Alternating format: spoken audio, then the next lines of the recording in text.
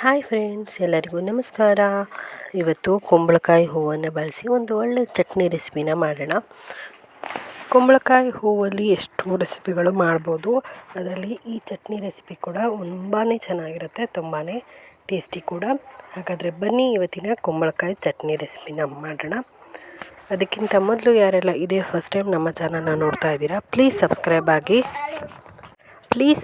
ಆಗಿ ಹಾಗೆಯೇ like share ಮಾಡೋದನ್ನ ಮರಿಬೇಡಿ. ಜೊತೆಗೆ ಕಮೆಂಟ್ ಕೂಡ ಮಾಡಿ.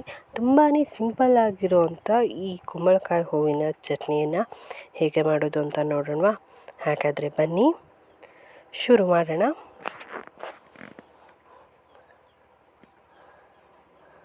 ಮೊದಲಿಗೆ ನಾನಿಲ್ಲಿ ಒಂದಿಷ್ಟು ಕುಂಬಳಕಾಯಿ ಹೂಗಳನ್ನ ತೊಗೊಂಡಿದ್ದೀನಿ. ಸಿಹಿ ಕುಂಬಳ ಬರುತ್ತಲ್ಲ ಅದು, ಅಂದರೆ ಪಂಪ್ಕಿನ್ ಅಂತೀವಲ್ಲ ಅದರ ಹೂಗಳನ್ನು ನಾನಿಲ್ಲಿ ತೊಗೊಂಡಿದ್ದೀನಿ. ಹೆಚ್ಚಾಗಿ ಇದು ಮಾರ್ಕೆಟಲ್ಲಿ ಅವೈಲಬಲ್ ಇದೆ ಅಂದ್ಕೊಂಡಿದ್ದೀನಿ. ಒಂದು ವೇಳೆ ಸಿಗದೇ ಇದ್ದರೆ ಸ್ವಲ್ಪ ಟ್ರೈ ಮಾಡಿ. ಜೊತೆಗೆ ಮನೆಯಲ್ಲೇ ನೀವು ನೆಟ್ಟರಂತೂ ಅದ್ಭುತವಾಗಿ ಸಿಗುತ್ತೆ, ಆರಾಮಾಗಿ ಮಾಡ್ಕೊಂಡು ತಿನ್ಬೋದು. ಇದನ್ನು ನಾನು ಕ್ಲೀನಾಗಿ ಸೋಸ್ಕೊಂಡಿದ್ದೀನಿ. ಆದಷ್ಟು ಕ್ಲೀನಾಗಿ ಓಪನ್ ಮಾಡಿ ಪ್ರತಿಯೊಂದು ಹೂವಿನ ಎಲೆಯನ್ನು, ಅಂದರೆ ಹೂವಿನ ಪಕ್ಕಗಳು ಅಂತ ಅಥವಾ ಪುಕ್ಕ ಇರುತ್ತಲ್ಲ ಅದನ್ನು ಕ್ಲೀನಾಗಿ ನೀವು ನೋಡ್ಕೋಬೇಕಾಗತ್ತೆ. ಯಾಕೆ ಅಂದರೆ ಅದರಲ್ಲಿ ಹುಳುಗಳಿರುವಂಥ ಚಾನ್ಸಸ್ ಇರುತ್ತೆ, ಹಾಗೆ ಇರುವೆಗಳಿರುವಂಥ ಚಾನ್ಸಸ್ ಇರುತ್ತೆ. ಹಾಗಾಗಿ ದಯವಿಟ್ಟು ಆದಷ್ಟು ಕ್ಲೀನಾಗಿ ನೋಡ್ಕೊಂಡ್ಬಿಟ್ಟು ಮಾಡ್ಕೋಬೇಕಾಗತ್ತೆ. ಇದನ್ನು ಕ್ಲೀನಾಗಿ ನೀರಲ್ಲಿ ವಾಶ್ ಮಾಡ್ಕೊಳ್ಳಿ. ಶುದ್ಧವಾಗಿರೋ ನೀರಲ್ಲಿ ಕ್ಲೀನಾಗಿ ವಾಶ್ ಮಾಡ್ಕೋಬೇಕು.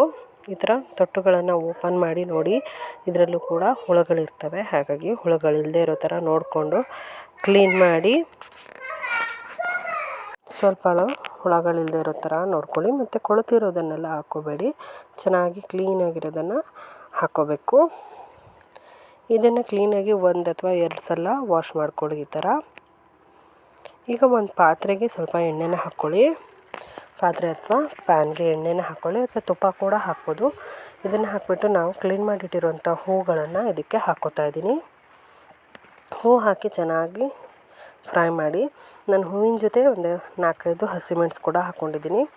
ಇದು ಹಾಕಿದ ತಕ್ಷಣ ನೀರು ಬಿಟ್ಬಿಡುತ್ತೆ ಹೂವು, ಏಕೆಂದರೆ ನೀರಿನ ಅಂಶ ಇದರಲ್ಲಿ ಆಲ್ರೆಡಿ ಇರುತ್ತಲ್ವ. ಹಾಗಾಗಿ ಇದು ನೀರು ಪೂರ್ತಿ ಇಂಗೋವರೆಗೂ ಇದನ್ನು ನೀವು ಫ್ರೈ ಮಾಡಬೇಕು. ತುಂಬಾ ಫ್ರೈ ಮಾಡ್ಕೊಳ್ಳಿ ಚೆನ್ನಾಗಿ. ಸ್ವಲ್ಪನೂ ನೀರಿಲ್ಲದೆ ಇರೋ ಥರ ನೀರು ಇಂಗೋವರೆಗೂ ಇದನ್ನು ಫ್ರೈ ಮಾಡ್ಕೋಬೇಕು. ಕಂಟಿನ್ಯೂಸ್ ಆಗಿ ಒಂದು 5 ನಿಮಿಷ ಫ್ರೈ ಮಾಡಿಕೊಂಡ್ರೆ ಎಣ್ಣೆ ಪೂರ್ತಿ ಹೋಗಿ ಈ ಥರ ಡ್ರೈ ಫ್ರೈ ಆಗುತ್ತೆ. ಚೆನ್ನಾಗಿ ಈಗ ಫ್ರೈ ಆಗಿದೆ ನೋಡಿ. ನೀರು ಕೂಡ ಸ್ವಲ್ಪನೂ ಇಲ್ಲದೆ ಹಿಂಗಿದೆ ಯಾವ ಥರ. ಎಷ್ಟು ಹೂ ಹಾಕಿದ್ರೂ ಕೂಡ ಅದು ಸ್ವಲ್ಪನೇ ಆಗುತ್ತೆ. ಒಂದು 5 ನಿಮಿಷ ತಣ್ಣಗಾಗೋದಕ್ಕೆ ಬಿಡಿ. ಒಂದು 5ರಿಂದ 6 ನಿಮಿಷ ತಣ್ಣಗಾಗಲಿ. ಅಷ್ಟರಲ್ಲಿ ಸ್ವಲ್ಪ ಹಸಿ ತೆಂಗಿನಕಾಯಿ ತುರಿನ ನಾವು ಮಿಕ್ಸಿಗೆ ಹಾಕ್ಕೊಳ್ಳೋಣ. ತೆಂಗಿನಕಾಯಿ ತುರಿ ಹಾಗೆಯೇ ಸ್ವಲ್ಪ ಹುಣಸೆ ಹಣ್ಣು ತೊಗೊಂಡಿದ್ದೀನಿ. ಹುಣಸೆ ಹಣ್ಣು ಅಥವಾ ವಾಟೆ ಹುಳಿ ಎರಡರಲ್ಲಿ ಯಾವುದಾದ್ರೂ ಹಾಕ್ಬೋದು. ಹುಣಸೆ ಹಣ್ಣು ಆದ್ರೂ ಪರವಾಗಿಲ್ಲ, ಸ್ವಲ್ಪನೇ ತೊಗೊಂಡಿರೋದು. ಆಮೇಲೆ ಸ್ವಲ್ಪ ಜೀರಿಗೆ ಹಾಕ್ಕೊಂಡಿದ್ದೀನಿ, ಫ್ಲೇವರಿಗೆ ಚೆನ್ನಾಗಾಗುತ್ತೆ ಅಂತ. ಇದಿಷ್ಟನ್ನು ಒಂದು ಮಿಕ್ಸಿ ಜಾರ್ಗೆ ನಾನು ಹಾಕ್ಕೋತಾ ಇದ್ದೀನಿ. ಫ್ರೈ ಮಾಡಿಟ್ಟಿರೋಂಥ ಕುಂಬಳಕಾಯಿಯ ಏನು ಮಿಕ್ಸರ್ ಇದೆಯಲ್ಲ ಅದನ್ನು ಕೂಡ ಹಾಕ್ಕೊಂಡಿದ್ದೀನಿ. ಹಸಿಮೆಣಸನ್ನು ಕೂಡ ಹಾಕ್ಕೋತಾ ಇದ್ದೀನಿ. ಖಾರ ನೋಡಿಬಿಟ್ಟು ಹಾಕ್ಕೋಬೋದು.